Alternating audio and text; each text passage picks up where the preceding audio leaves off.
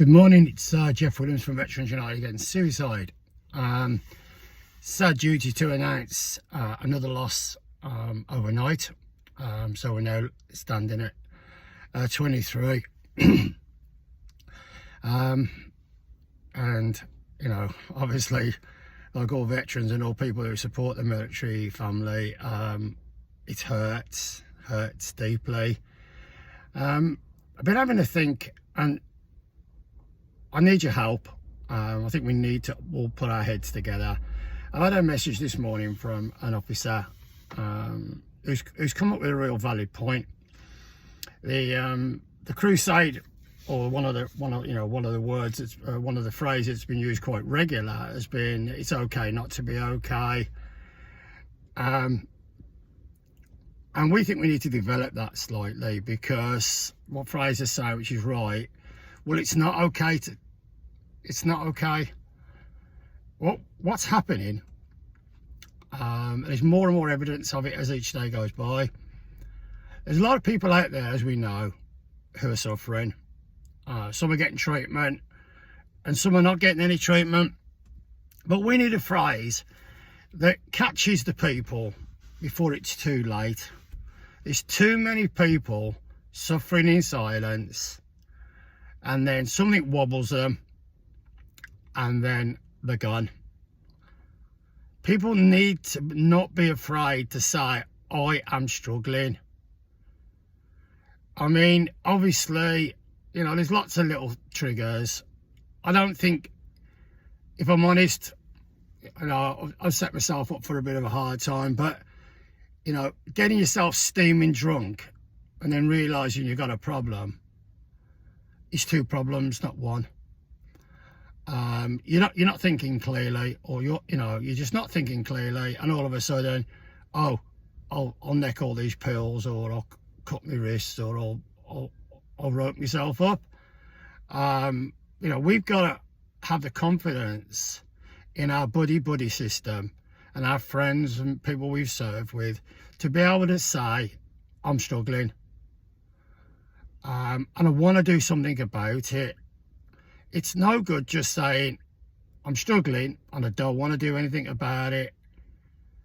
That's what's happening at the moment. We're losing people every bloody day at the moment. It's ridiculous. And like I say, I've been doing it long enough to know there's a hell of a lot of people out there that are struggling. Where we need the help and assistance is in the treatment side. That's where the problem is. It's just not readily available. And that's what we need to be pushing government on. There's no walk-in centres or anything like that.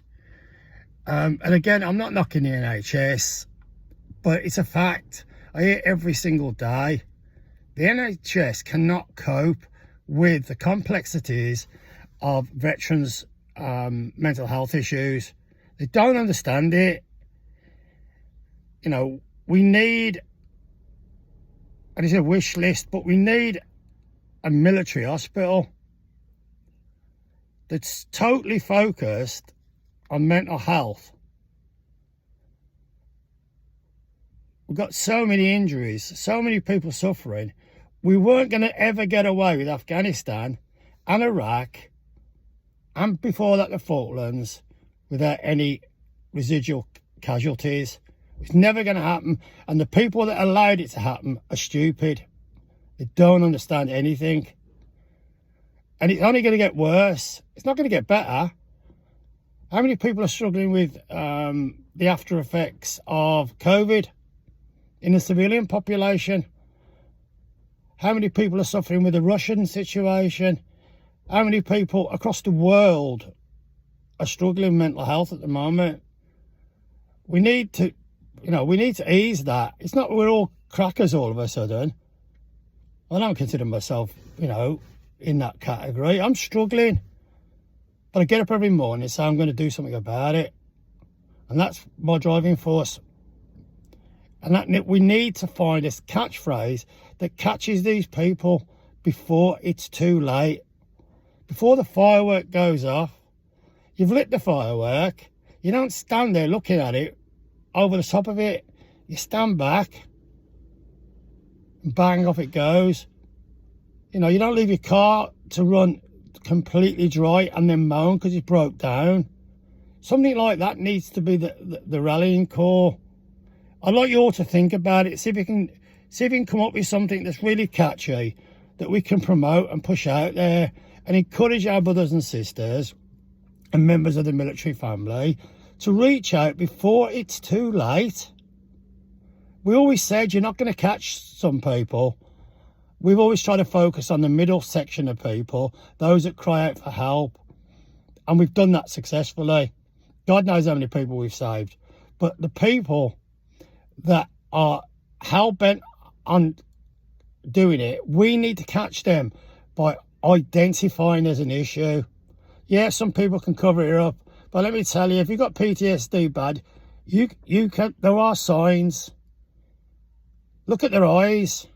Vacant look, staring into the distance, not catching things, not communicating effectively, not taking part in conversations, withdrawn, all those things.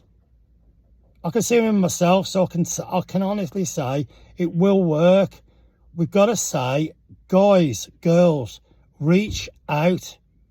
Because then we'll know the size of the problem. If I can go to the government and say, do you know what, I've got 2,000 people here that are not getting timely treatment.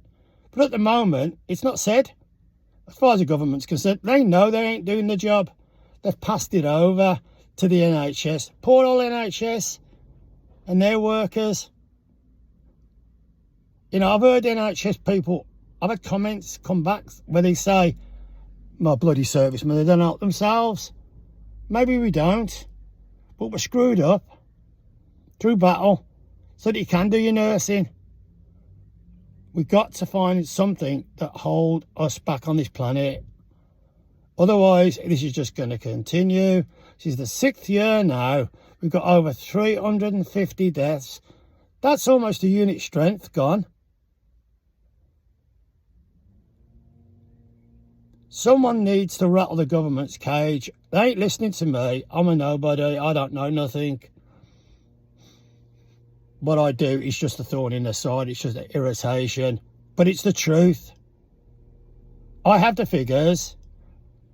They say they're unofficial. Well, let me show me your figures then, government. You can't, because you haven't got any. Johnny Mercer, when he was in situ, at least he started trying to collect the figures. I bet Leo Doherty don't do that now, or Ben Wallace. They're not interested. There we go. Anyway, look after yourself. That's my rant over. Let's come up with a catchphrase, please. Thank you.